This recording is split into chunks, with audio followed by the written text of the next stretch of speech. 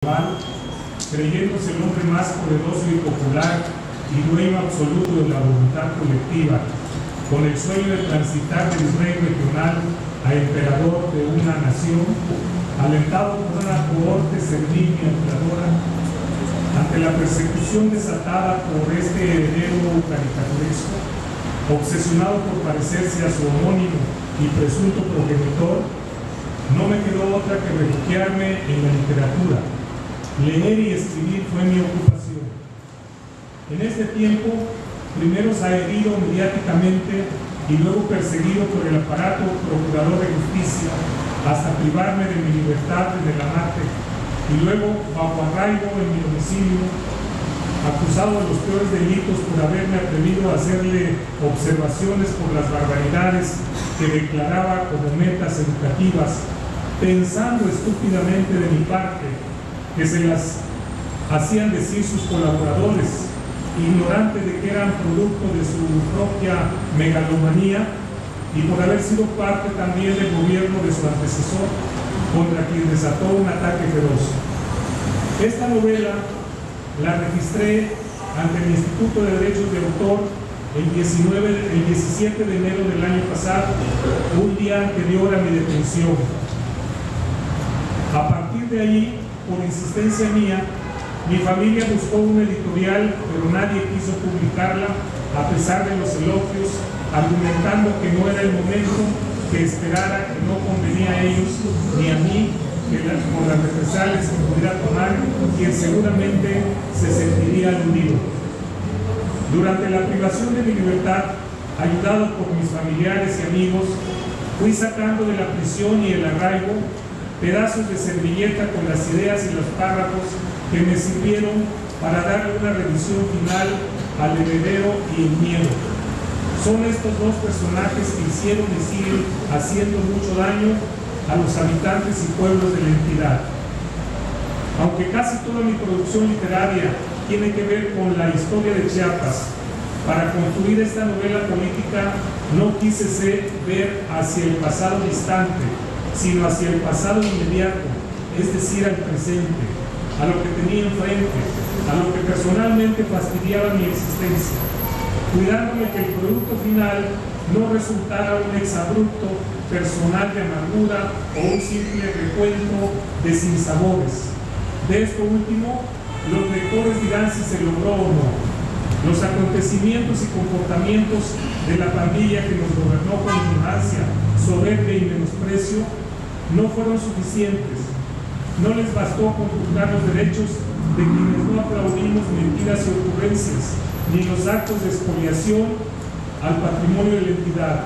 Ahora, con ese afán protagónico que los caracterizó, se dedican a obstaculizar la distribución, venta y hasta la presentación de esta novela, como en los peores tiempos de la Santa Inquisición.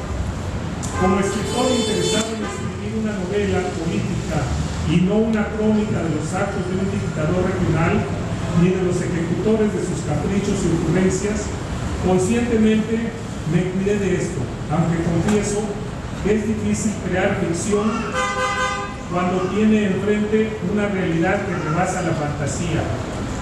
He dicho y lo sostengo que el surrealismo político, social y económico que vivimos en Chiapas supera en mucho cualquier fantasía. Es difícil que una ficción literaria como esta supere los sucesos de nuestra vida social y política. Cada vez se ensancha más la brecha entre los intereses de la sociedad y los intereses de quienes nos gobiernan y los que se promueven tempranamente sin respetar los tiempos políticos. El protagonismo de los personajes del bestiario político va más allá de lo imaginable. Si bien es cierto, como afirma Vargas Llosa, que una novela es una mentira que se construye como verdad, lo cierto es que esta novela está construida con verdades y presentada como una ficción literaria. Shakespeare decía que para conocer las entrañas de la política no debemos recurrir a los politólogos, sino al teatro. Por eso es que el histrionismo del heredero Pedro Cedrales fue tan recurrente para simular y engañar con la complicidad de los medios que así lo confirma, aunque la caracterización y representación que hacía de su progenitor Resultaba tan burda que se quedó en la pura representación de una farsa, aunque por los efectos que Chiapas padece, más parezca una tragicomedia. El otro personaje es sin duda el miedo, que está presente y acompaña al propio Cerrales y a los demás personajes a lo largo de la obra.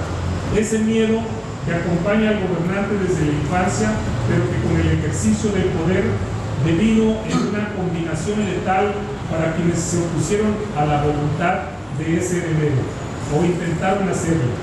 Sufrieron persecución, cárcel o desaparición, y que aún hoy en día quedaron personeros para seguir obstruyendo cualquier manifestación en contra. Esta es en suma la historia que en esta novela política se plantea. Es cierto que toda obra literaria tiene su cordón umbilical en quien lo escribe, y esta no es la excepción. Tal vez este cordón sea más evidente de lo que el propio autor quisiera. Seguramente la crítica, aún la de mala fe, aunque alguien me diga que para ser buen crítico estorba la buena fe, relacione la situación vivida por el autor con la trama de la obra. Seguramente encontrará elementos situacionales en el texto para afirmarlo, y tendrá razón, porque ningún escritor puede desprenderse de sus propias vivencias. Quiero que la calificación venga de la disección del conocimiento del contenido literario, y no por mi paso fortuito por la política o como supuesto integrante de un grupo lastimado, porque no ese es el objeto de este trabajo literario. Por el contrario, aspiro a dos cosas: una, que la obra trascienda al tiempo como novela política, subgénero literario que, por cierto, es poco explorado entre los chiapanecos, y la otra, que quede como referente de una etapa de la vida de la entidad que no debe permitirse ni la situación ni el tipo de personaje alienado por sus adicciones, que usó y abusó del poder para imponer su voluntad a través del miedo como estrategia para seguir imponiéndose más allá de su tiempo. Ya no más un Chiapas donde el ogro se come a sus propios hijos. Cierro recordando a Chekhov, que decía que al escritor le corresponde presentar la trama, la historia, los personajes y las situaciones, pero que a los lectores corresponde hacer comparaciones, encontrar semejanzas, identificarlos con su nombre real, hallar los parecidos y diferencias entre lo que presenta la ficción literaria con la realidad que conocen y viven. Este tipo de hallazgos es exclusivamente de los lectores. Por último, agradezco profundamente al doctor Valdemar Rojas, al doctor Sareli Martínez, al periodista Isaí Mandutano y a Julio Sánchez de la Libertad